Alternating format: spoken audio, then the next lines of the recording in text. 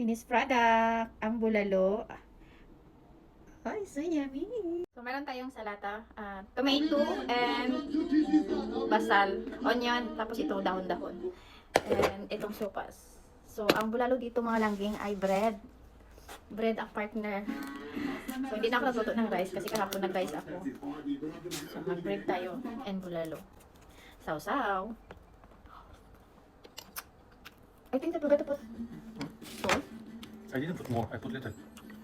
Okay. Because after you said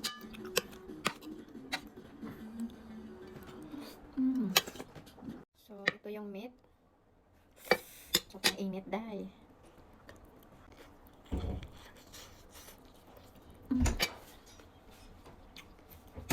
Bread.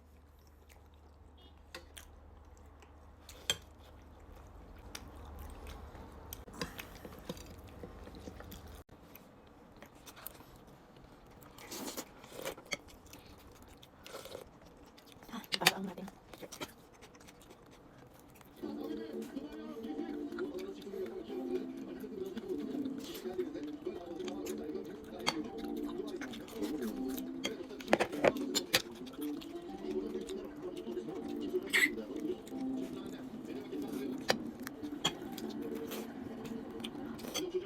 Ano?